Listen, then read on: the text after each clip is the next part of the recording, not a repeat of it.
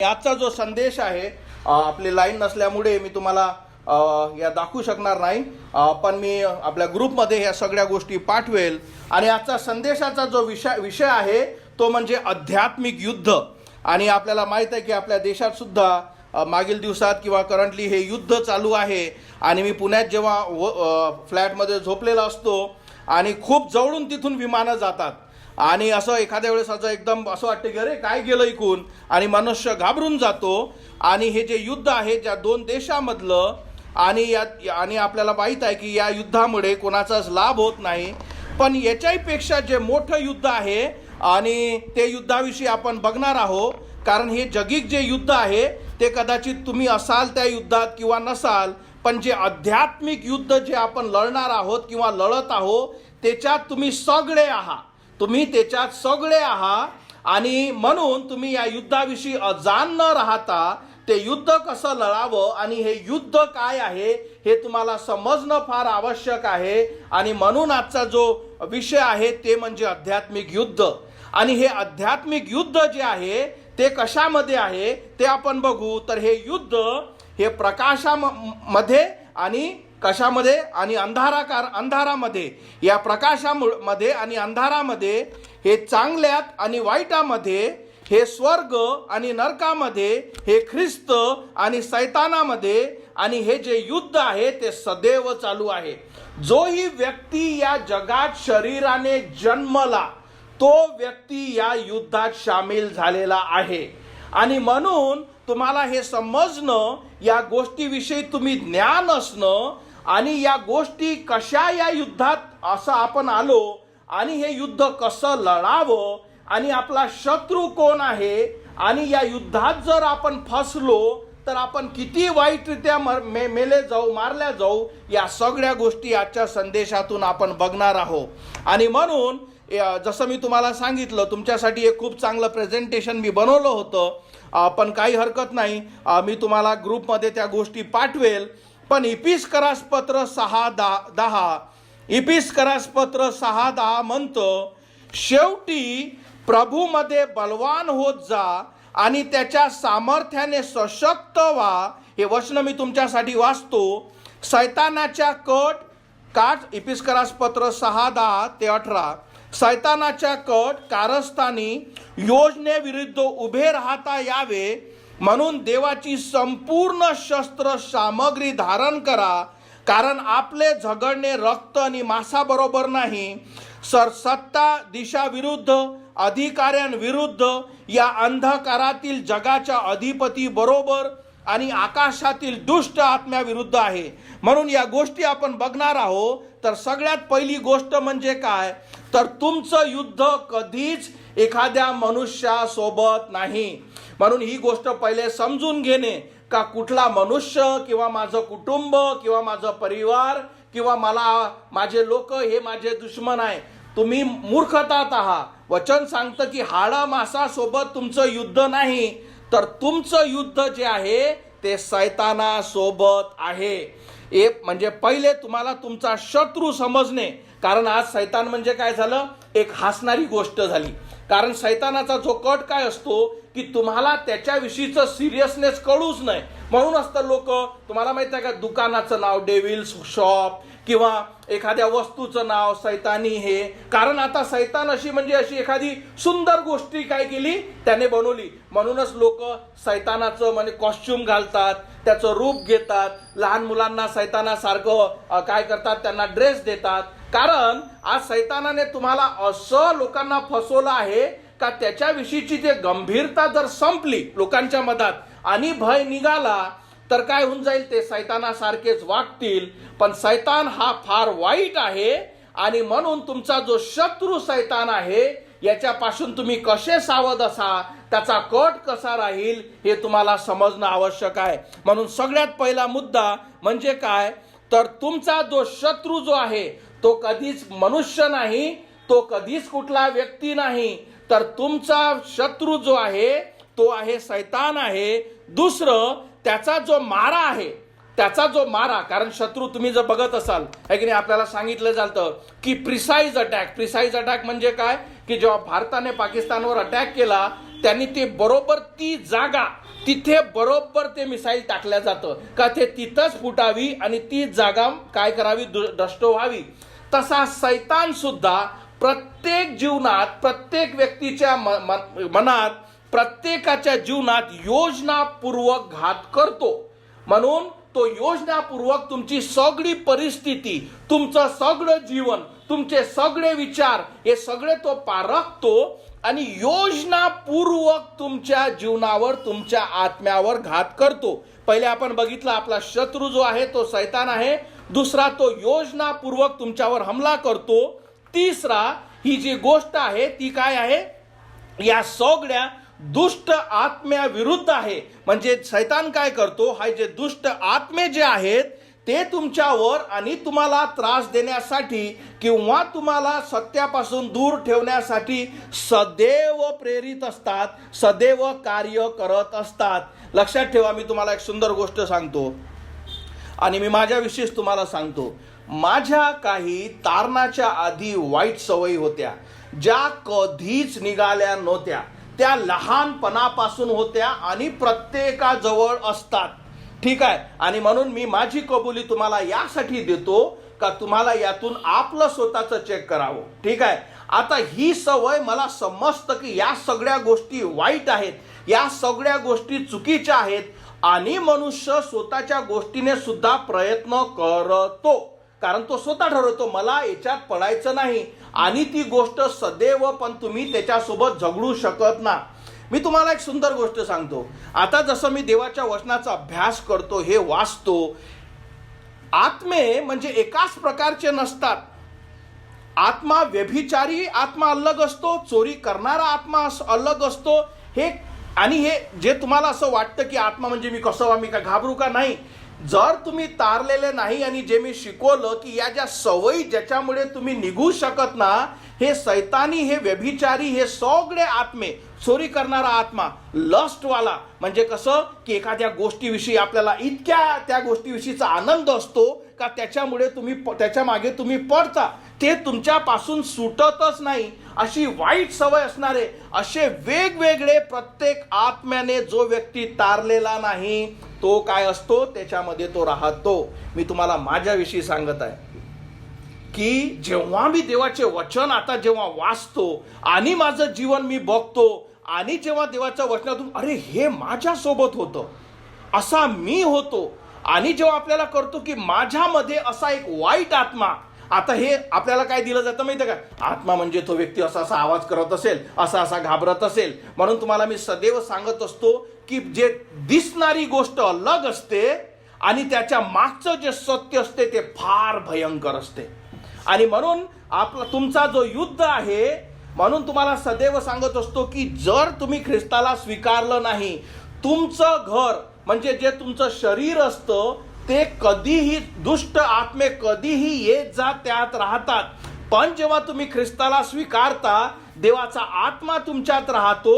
आता वाईट आत्मे, दुष्ट आत्मे तुमच्यात शिरू शकत नाही. पण सगळ्यात मोठी गोष्ट आमच्यात आत्माने आला, जर तुमच्यापाशी अशी कुठली सवय असेल जे कितीकही झालं तरी तुम्हाला सोडत नसेल, तुमच्यापाशी तो दूषित आत्मा आहे. समजलं मी काय बोललो? कारण आपल्याला समज काय, अरे त्याला आत्म्याने घासलो वाटते, पाहिलं तो कसा करत आहे, आणि तुम्हाला वाटते की नाही तो वाईट आहे, त्याच्यात आत्मा आला, तुम्हाला स्वतःचं समजत नाही.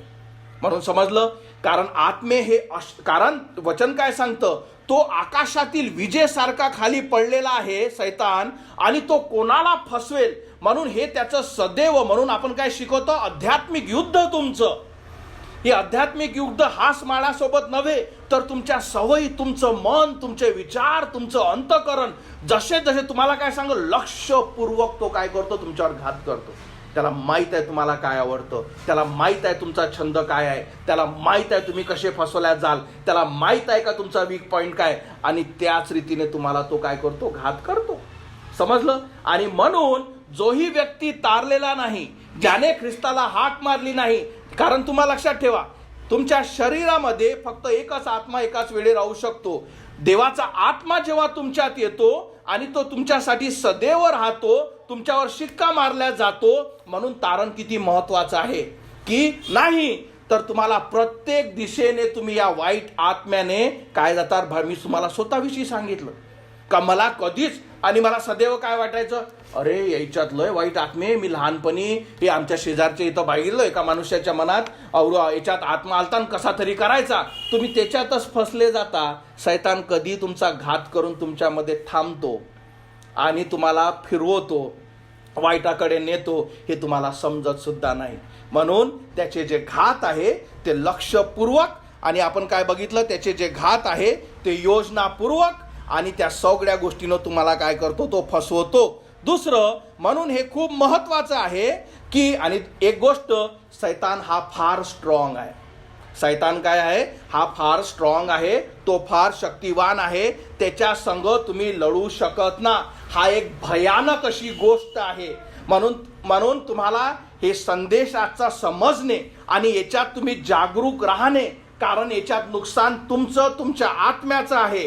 कारण तुमची लढाई जेव्हा तुम्हाला या वचनातून समजेल की ह्या शैतानाविरुद्ध आहे, आणि तुम्हाला मी सांगतो की जर हे तुम्हाला समजत नसेल, तुम्ही त्याचे ऑलरेडी प्यादे झाल्या, तुम्हाला ऑलरेडी तो फिरवत आहे.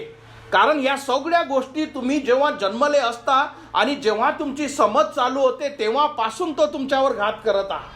पण तुम्ही या सगळ्या गोष्टीतून कसे सुटू शकाल याच्याकडे आपण बघू. म्हणून आपण काय बघितलं, शैतान हा तुमचा शत्रू आहे. तो योजनापूर्वक तुमचा घात करतो, दुष्ट आत्मे तुमच्याकडे पाठवतो, आणि तो खूप शक्तिवान आहे, खूप भयानक आहे. पण एक गोष्ट सगळ्यात महत्वाची आहे, या सगळ्या जरी गोष्टी तुम्ही ऐकल्या, हा जो शैतान जो आहे तो हारलेला आहे.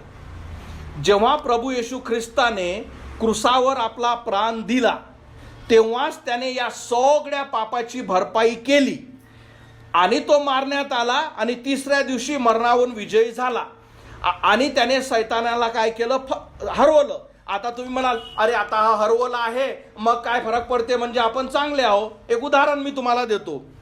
अमेरिकेत एक साप सापडतो, त्या सापाला रॅटल स्नेक असे म्हणतात. हा जो साप आहे, त्या सापाची जेव्हा नांगी म्हणजे तोंड जेव्हा तुम्ही तोडता किंवा त्याला चिरता, तुम्हाला वाटतं तो मेला. आता तो मेला असतानाही तुम्हाला डसू शकतो, तुम्हाला खतम करू शकतो. समजलं? म्हणून शैतानाविषयी मी तुम्हाला, या सापाविषयी तुम्ही लक्ष द्या. त्याची नांगी जरी तुम्ही मोडली तरी त्याची केपेबिलिटी असते का तो मनुष्याला डसतो आणि त्याचा जीव घेऊ शकतो. आज त्या परिस्थितीत तो आहे.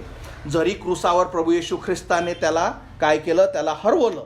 त्या दिवशी तो हरवला आहे. आता तो फक्त न्यायासाठी वाट पाहत आहे. ज्याला अनंताच्या नरकामध्ये, जे ख्रिस्ताला न स्वीकारणारे त्याच्यासोबत तो टाकल्या जाईल. पण त्याच्यापर्यंत हे जो पिरियड आहे, त्या पिरियडमध्ये, त्या वेळेमध्ये जितक्यांना तो फसवता येईल तितक्यांना तो फसवणार आहे. म्हणून तो तसा तो साप आहे. म्हणून ही गोष्ट लक्षात ठेवा ना. आता सगळ्यात महत्वाचं आहे, बरं हे तर तुम्हाला शत्रू समजला, तुम्हाला समजलं की शैतान भयानक आहे, तुम्हाला हे समजलं की तो तुमच्या आत्म्यामागे आहे, या सगळ्या गोष्टी आहे. आता आपण बघू की मग याच्यातून वाचायचं कसं, मी सुरक्षित कशी राहणार, याच्यातून मी कशी वाचवल्या जाणार. आणि याच्यासाठी देवाने तुम्हाला काही शस्त्र सामग्री दिली. जसा एखादा सोल्जर किंवा एखादा सैनिक आपले रेग्युलर कपडे घालून लढायला जात नाही, तर त्याला काय दिला झाला, त्याला कॅप, त्याला शूज, त्याला बेल्ट, त्याला सगळ्या गोष्टी दिल्या जातात, त्याला शस्त्र दिल्या जातं. तसं हे आध्यात्मिक युद्ध असल्यामुळे तुमचं शस्त्र काय आहे, आणि हे शस्त्र जर तुमच्या पाशी नाही तर तुमची काय होऊन जाईल, तो तुम्हाला फसवून तुमचा खात्मा करेल. म्हणून आता पहिले आपण बघितलं का माझा शत्रू काय आहे, तो किती भयानक आहे, त्याचे वार किती भयानक आहे, आणि तुम्हाला समजलं की त्याच्यासमोर तर मी तर मग टिकूच शकणार नाही. आणि मग देवाने तुम्हाला काय शस्त्र सामग्री देवाच्या वचनातून दिली ते आपण बघू. तर पहिलं एपिस्करास पत्र 6:14, पहिलं शस्त्र जे आहे ते म्हणजे काय का आपण बघू. तर मग स्थिर उभे राहा, सत्याने आपली कंबर बांधा. सत्याने आपली कंबर बांधणे म्हणजे काय, तर जे सैनिक जे असतात ते सैनिक काय करतात माहिती आहे का तुम्हाला, एक मोठा बेल्ट असतो जाळाचा जाळा, तो काय करतो आपल्या कमरेला टाईट बांधतो. त्याच्यामुळे काय होतं, त्याचे जे वस्त्र असतात ते टाईट बांधल्या जातात, आणि एक त्याचं शरीरही कसल्या जातो, म्हणजे तो काय करतो, लढाईसाठी उभा राहतो. देवाचं वचन काय सांगतं, सत्याने आपली कंबर बांधा. याचा अर्थ काय की तुम्हाला देवाच्या वचनाचं सत्य, देवाच्या वचनाचा प्रामाणिकपणा. कारण प्रभू येशू ख्रिस्त काय म्हणतो, मार्ग, सत्य आणि जीवन मीच आहे. कारण जर तुमच्या लक्षात ठेवा, हे जे सगळे आपण शस्त्र सामग्री बघत आहोत, या सगळ्या तुमच्याजवळ असल्या पाहिजे. म्हणून समजून घ्या, पहिले आपण बघत आहोत की तुमचा बेल्ट जो सत्याने असलेला पाहिजे. सत्याने आपली कमर बांधा. प्रभू येशू ख्रिस्त म्हणतो मार्ग, सत्य आणि जीवन. त्यात इंग्लिशमध्ये the truth, the way and the life. The शब्द म्हणजे काय, त्यात अनेक असे सत्य नाही का त्यातला तुम्ही एक घ्या. वचन काय सांगतं की एकच सत्य आहे, तो म्हणजे प्रभू येशू ख्रिस्ताचं. आणि त्या सत्याला जोपर्यंत तुम्ही स्वीकारत ना, जोपर्यंत त्या सत्याने आपली कमर तुम्ही बांधत ना, तोपर्यंत शैतान सहजरित्या तुम्हाला पाडेल. म्हणून सगळ्यात महत्त्वाचं तुम्हाला हे असलं पाहिजे का तुम्ही सत्याने सज्ज असले पाहिजे की माझ्यापाशी सत्य आहे, मला सत्य समजलं आहे, मी सत्य स्वीकारलं आहे, मी सत्यावर चालत आहे, मला सत्य समजत आहे. या गोष्टी जोपर्यंत तुमच्या जवळ नसल्या, तुम्ही काय केला, तुमचा बेल्ट तुमचा गेला. विचार करा, कधी मिलिटरीवर तुम्ही एखादा सैनिक बिना बेल्टचा आला, तुम्ही त्याला बघूनच हसाल, म्हणजे हा माझ्या संग लढाई करायला आला आहे की नाही, याला स्वतःचा ड्रेसच माहीत नाही, फटकन एका गोडीने तो खतम करेल. म्हणून पहिला सगळ्यात मोठं, तुमच्यापाशी येशू ख्रिस्ताचं सत्य नसलं, तुमच्यापाशी बेल्ट नसला, शैतान सहजरित्या तुमचा खात्मा करेल. दुसरं आपण बघू, तो काय म्हणतो, नीतिमत्वाचे उरस्त्राण धारण करा. म्हणजे काय असतं, जे सैनिक जे असतं ते काय करतात, एक ब्रेस्ट प्लेट आपल्या शरीरावर टाकतात. काय करतात, ब्रेस्टची जे मटेरियल असतं ते एक पूर्ण प्लेट त्याच्या शरीरावर असतं. म्हणजे जे घात शैतान जे बाण टाकतो ते काय करतात, त्याच्या ज्या प्लेट जे असतात त्याला लागतात आणि खाली पाडतात. चिलखक, बरोबर.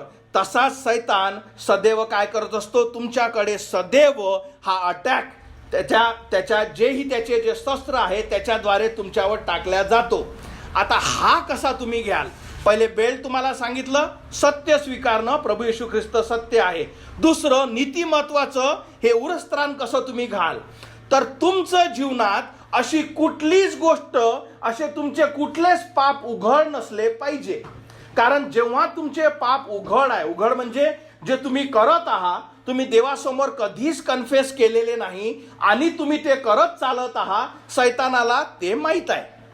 आता म्हणजे जर तुमची हे प्लेट घातलेली आहे, आता म्हणजे त्याच्यात काय आली, एक आली चीर, समजले. आता शैतानाला माहित आहे की सरळ बाण त्याच्यात टाकायचा आहे, त्याला माहित आहे की बाण तिथे मारायचा आहे. कारण प्लेट तर घातली, पण आता याला छिद्र आहेत. आणि शैतान नेमका तुम्हाला काय सांगितलं मी, योजनापूर्वक तुमच्या काय करेल, तो जिथं तुमची फडक आहे, जिथं तुमच्या जीवनात पाप आहे, जिथं तुम्ही देवाच्या वचनावर चालत ना, देवाच्या भीतीत वागत ना, देवासमोर तुमचे पाप तुम्ही कबूल केले ना, त्या सगळ्या गोष्टीत तो काय करतो, त्या बाणाने वार करतो, तुम्ही खतम आहात. म्हणून खूप महत्त्वाचं आहे का तुमच्या जीवनात अशी कुठलीच गोष्ट नसली पाहिजे ज्याच्याद्वारे शैतान त्याचे दुष्ट बाण तुमच्यावर सोडतो. म्हणून तुमचं जीवन, देवाचं वचन काय सांगतं, नीतिमत्वाने स्वतःला सज्ज करा. म्हणून तुम्हाला मी काय सांगितलं संडे स्कूलला, आपले अंतःकरण शुद्ध ठेवा. हे फक्त यासाठी नव्हे का देव तुमचं अंतःकरण बघतो, यासाठी का शैतान सुद्धा तुमचं अंतःकरण बघतो आणि तो म्हणतो, अच्छा तुला हा शौक आहे का, तुला बघ हा बाण मी पाठवतो. आणि त्याद्वारे तो तुम्हाला काय करतो, खाली पाडतो. म्हणून तुमचं जे शीर्षस्तरण जे आहे ते कसलं असलं पाहिजे, नीती महत्वाचं, की माझं बोलणं, चालणं, वागणं याच्यात असं काहीच वाईट नाही ज्याच्याद्वारे शैतान माझ्यावर हमला करेल. तिसरी गोष्ट आपण बघू का तुमच्याजवळ सदैव काय असले पाहिजे, इपिस्करा 6:15, शांतीच्या सुवार्तेसाठी तयार केलेल्या वाहना पायात घाला. जे रोमन एम्परर किंवा जे सोल्जर होते ते जेव्हा जोडे घालायचे, त्यांच्या जोड्याला इतके मोठे मोठे करायचे, खिळे राहायचे. ते कशासाठी, का जेव्हा ते पाय ठेवतात जमिनीवर ते कसल्या गेले पाहिजे, ते स्ट्रॉंग असले पाहिजे, का ज्याच्यामुळे काय असलं पाहिजे, त्यांचा जो पाय आहे तो लढाई करत असताना कधीच हलला नाही पाहिजे. देव म्हणतो की शांतीचे जोडे घाला. याचा अर्थ तुमची शांती देवासोबत पहिले आणि तुमच्या अवतीभवती तुमच्या कुटुंब, तुमचे मित्र या सगळ्यासोबत तुमची शांती असली पाहिजे. देवासोबतची शांती कधी होते, जेव्हा तुम्ही ख्रिस्ताला आपला तारणारा स्वीकारता, जेव्हा ख्रिस्ताला तुम्ही आपल्या पापाची क्षमा मागता, तुमच्या देवाची शांती तुमच्या जवळ येते. मी तुम्हाला एक प्रश्न विचारतो, या समय तुम्ही जेवढे आहात तुमच्या हृदयात या समयी हा संदेश ऐकत असताना देवाची शांती तुमच्या हृदयात आहे का? तुमच्यापाशी देवाची शांती आहे का? आणि जर नाही तर तुम्ही कशाची वाट बघत आहात? पहिले तुम्ही या पहिल्या प्रश्नाचं उत्तर स्वतःला द्या का देवाची शांती माझ्या जवळ आहे का? माझ्या जवळ पीस आहे का? कारण लक्षात ठेवा, तुमचे जर नसेल तर तुम्ही काय कराल? तुम्ही अवतीभोवतीवर काय द्याल? तुम्ही दोष द्याल. नाही, माझ्यापाशी हा वाईट आहे, ती वाईट आहे, ही गरज आहे, ते परिश्रम आहे, माझं हे आहे. कारण तुम्ही स्वतःला कधीच बघत ना. आणि तुमच्या जवळ जर देवाची शांती नाही आणि तुम्ही काय कराल? सगळ्यांना दोष द्याल की याच्यामुळे माझ्या जवळ शांती नाही, आणि हे जर मला भेटलं तर मला शांती मिळेल.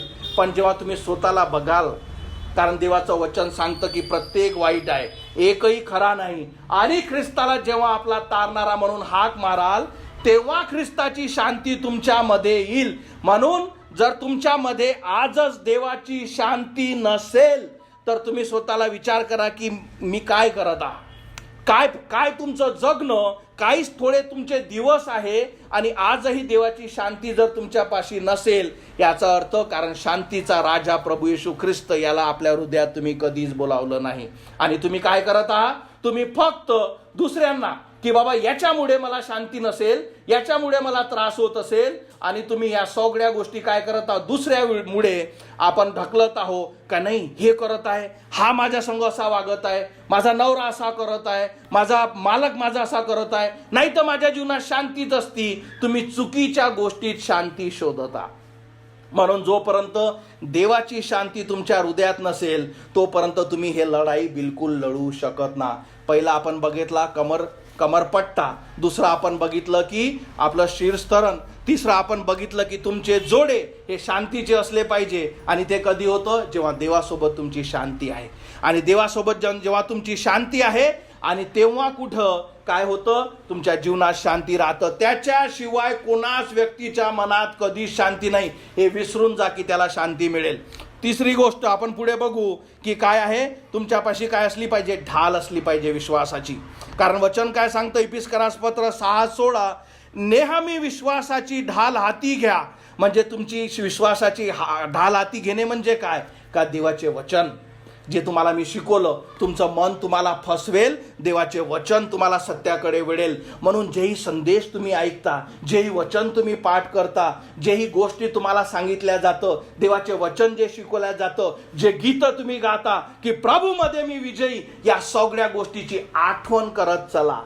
या सगळ्या गोष्टी आठवण करत चला. स्वतःला या गोष्टीची आठवण करून द्या. तेव्हा कुठं तुमची शांतीची जे ढाल आहे, जे विश्वासाची ढाल आहे, जेव्हा शैतान पाठवेल वार, तुम्ही त्याला ढाल दाखवू शकवाल विश्वासाची. कधी होईल हे? जेव्हा तुम्हाला देवाचे वचन माहीत आहे. आणि म्हणून हे खूप महत्वाचं आहे का तुम्ही या सगळ्या गोष्टी ज्या चर्चमध्ये शिकवल्या जातं हे ऐकणं, ते आत्मसात करणं, त्याला स्वीकारणं, त्याच्यावर चालणं, त्याची आठवण ठेवणं, का या सगळ्या गोष्टी मला माहीत आहे. आणि विश्वासाची ढाल तुमच्या समोर उभी राहील. आणि जेव्हा शैतान सगळ्या गोष्टी तुमच्यावर पाठवेल, तुम्हाला काय करेल? त्या अडवता येईल. आणि सगळ्यात शेवटचे 2 म्हणजे सगळ्यात मोठं काय आहे? 17वं वचन, आणि तारणाचे शिरस्थान व आत्म्याची तलवार जी देवाचे वचन आहे ती घ्या. म्हणजे तारणाचे शिरस्थान म्हणजे काय असतं? जो हेल्मेट जे घालतात, याचा अर्थ काय? जेव्हा तुम्ही तारल्या जाता तुम्हाला ख्रिस्ताचं डोकं किंवा ख्रिस्ताचे विचार मिळतात का येशू ख्रिस्त या समयी जर असता काय विचार करत असेल. आणि म्हणून देवाचे वचन सांगतं की त्याचं शिरस्थान जे तुम्हाला तारणाशिवाय भेटणार नाही. कारण एक तारलेला व्यक्ती आणि एक अविश्वासू व्यक्ती, ह्या दोघांचे विचार वेगळे वेगळे असतात. आणि जेव्हा एक तारलेला व्यक्ती असतो त्याला ख्रिस्ताचं डोकं, ख्रिस्ताचे विचार मिळतात, आणि त्याच्याचमुळे तो काय करू शकतो? शैतानाचा जो वार आहे, जे त्याच्या डोक्यावर तो विचार करतो, त्याला पाळू शकतो. सगळ्यात शेवटी म्हणजे तर काय तर असतं अस्त्र. म्हणजे काय? तलवार. आणि तलवार म्हणजे काय आहे? तर देवाचे वचन. आणि म्हणून इफिसकरात 6:17 म्हणतं, आणि तारणाचे शिरस्थान व आत्म्याची तलवार जे देवाचे वचन आहे ती घ्या, आणि मग त्याने तुम्ही लढा. आणि म्हणून हे महत्त्वाचं आहे की मला देवाचं वचन माहीत आहे.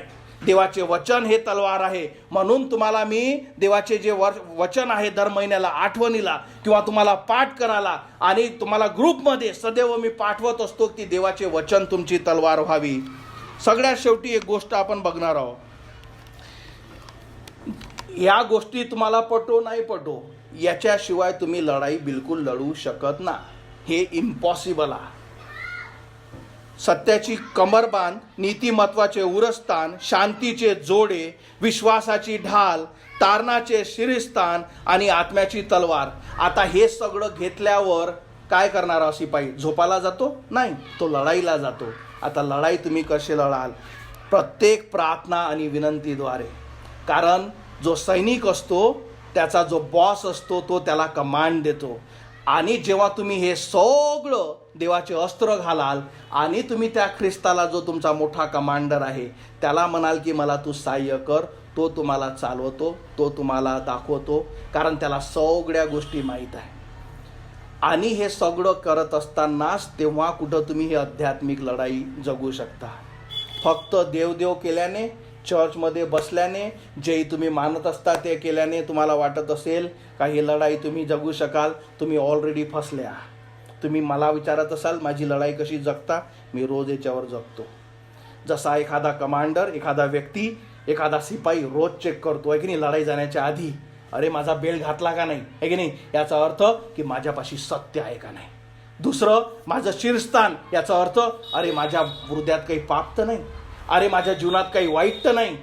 सगळ्यात महत्त्वाचं नंतर तो काय चेक करतो की माझ्यापाशी शांतीचे जोडे आहेत का नाही, म्हणजे प्रभूची शांती माझ्याजवळ आणि दुसऱ्याविषयी माझ्यापाशी शांती आहे की नाही. चौथं तो चेक करतो की माझ्यापाशी विश्वासाची ढाल म्हणजे देवाचे वचन मला माहीत आहे का नाही.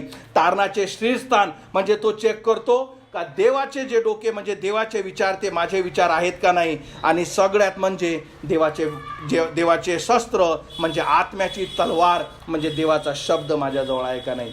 तुम्हाला वाटत असेल का हा विषय जितका तुम्ही सगळे या लढाईत आहात. माझ्यापाशी एक सुंदर चित्र होतं, मी तुम्हाला ग्रुपमध्ये पाठवेल.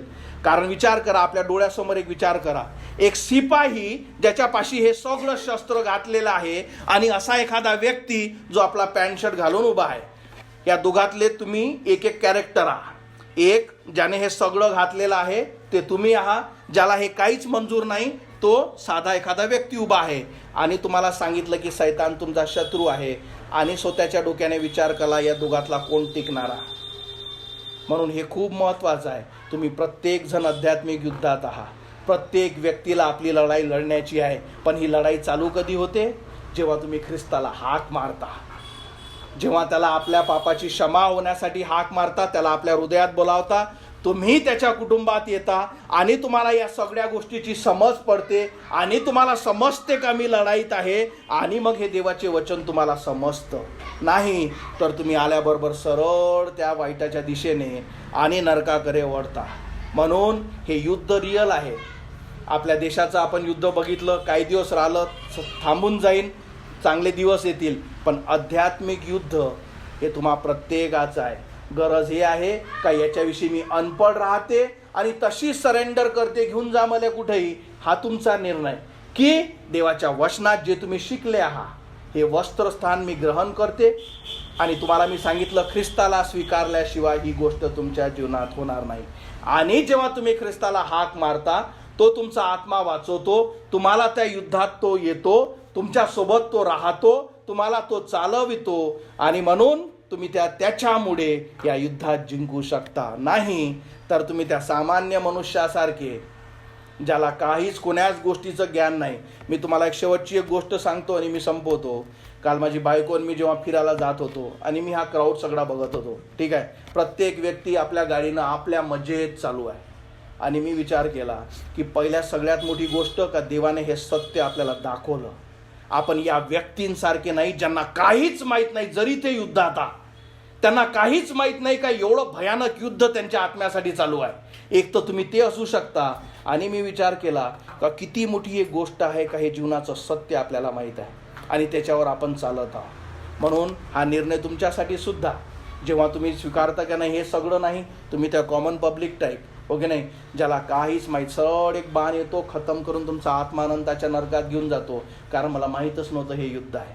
जोही व्यक्ती इथून मरून निघून गेला अनंताच्या नरकात, त्याला सगळं कळतं की हा माझ्या आत्म्याविषयी युद्ध होता आणि याच्यात मी फसलो. पण जेव्हा तुम्हाला समजतं की माझ्या आत्म्यासाठी आहे आणि ख्रिस्ताला तुम्ही हाक मारता, येशू माझा आत्मा वाचव, माझ्या पापाची क्षमा कर, देव तुम्हाला या सगळ्या गोष्टीतून वाचवतो आणि तुम्हाला चालवितो. आपण प्रार्थना करू, आपल्या मानाखाली घालू आणि आजचे जे वचन जे तुम्ही शिकले आहे, लक्षात ठेवा, प्रत्येक व्यक्ती तुमच्यातला एकही राहिलेला नाही. जर तुम्ही मनुष्य आहात आणि तुम्ही या पृथ्वीवर जन्म घेतला आहात तर तुम्ही या आध्यात्मिक युद्धात आहात. गरज आहे का तुम्हाला याच्याविषयी अनपढ राहणे किंवा याच्याविषयी सतर्क राहणे. आणि याच्याविषयी सतर्क जेव्हा आपण हा निर्णय घेतो त्याचा अर्थ म्हणजे की तुम्हाला ख्रिस्ताची गरज आहे. आणि जेव्हा तुम्हाला समजतं की देवाचे वचन, कारण जोपर्यंत तुम्ही कमरबंद जो आपण बघितला तो सत्याचा आहे, जोपर्यंत तो कमरबंद जो प्रभू येशू ख्रिस्ताचं सत्य आहे तुम्ही स्वीकारत ना, कारण येशू ख्रिस्त म्हणतो द मार्ग, सत्य आणि जीवन, म्हणजे अनेक सत्य नाही का, त्यातला तुम्ही एक घ्या, एकच सत्य आहे, तो म्हणजे प्रभू येशू ख्रिस्त. आणि जेव्हा तुम्ही त्याला स्वीकारता तुम्हाला या सगळ्या गोष्टी आज फक्त तुम्ही ऐकल्या, तुमच्यासाठी काय आहे, ही फक्त माहिती आहे का बाबा, चांगली माहिती आहे, बरं झालं मी ऐकलं. पण जेव्हा तुम्ही त्याला हाक मारता, आपल्या हृदयात बोलावता, हे सगळं सत्य तुमच्यासमोर क्लिअर होतं. तुम्हाला समजतं की माझा आत्मा वाचला, तुम्हाला समजतं माझ्या पापाची क्षमा झाली, तुम्हाला समजतं की सैतान मला कसा फसवत होता, तुम्हाला कळतं की तुम्हाला जीवनाची जागा भेटली, तुम्हाला समजतं की देवाने मला वाचवलं. तुमच्यासाठी या सगळ्या गोष्टी क्लिअर होतात आणि तुम्हाला समजतं की मला या सगळ्या गोष्टीची गरज आहे. कारण आता जरी मी तारल्या गेलो तरी माझं हे जीवन जे आहे पुढचं, हे मला ख्रिस्ताच्या वचनावर जगायचं आहे. म्हणून निर्णय हा तुमचा आहे की मला अनपढ राहून सरळ अनंताच्या नरकात जायचं आहे, की या लढाईची मला माहिती असणे. आणि याचा अर्थ कधी होतो, जेव्हा ख्रिस्त तुम्ही त्याला स्वीकारता, त्याला हाक मारता, तो तुमचा आत्मा वाचवतो, तुमच्या पापाची क्षमा करतो, तुमचे आध्यात्मिक डोळे उघडतो. कारण मी काय सांगितलं, याच्याविषयी फक्त तुम्ही माहिती घेतली, माहिती कोणाच व्यक्तीला युद्धात टाकत नाही. पण जेव्हा तुम्हाला वॉरमध्ये, म्हणजे खरंच तिथे त्या युद्धात जर तुम्हाला समजायचं असेल की मला हे दाखव की मी ह्या कुठल्या युद्धात आहे, त्या ख्रिस्ताला हाक मारा, म्हणा येशू माझी क्षमा कर, माझा आत्मा वाचव, मी विश्वास ठेवते मी पापी आहे, मी विश्वास ठेवते की माझ्या पापासाठी तू मारण्यात आला, माझी क्षमा कर माझ्या राजा, माझ्या हृदयात ये, मी तुला माझा देव, माझा तारणारा स्वीकारते. हे जेव्हा प्रार्थना तुम्ही विश्वासाने करता, स्वर्गातून देव तुमची प्रार्थना ऐकतो, तुमचे आध्यात्मिक डोळे उघडतो आणि तुम्हाला समजतं की युद्धाच्या मधोमध तुम्ही उभे आहात. आज तुमच्यासाठी फक्त माहिती आहे, तुम्हाला कळतं की या युद्धाच्या मधोमध तुम्ही उभे आहात. तुम्हाला हे कळतं का सैतान कसा वारंवार तुमच्यावर वार करत आहे. या सगळ्या गोष्टी क्लिअर होतात. हे माझ्या संग घडलं, त्यांना मला दाखवलं, म्हणूनच तुम्हाला मी सांगत आहे.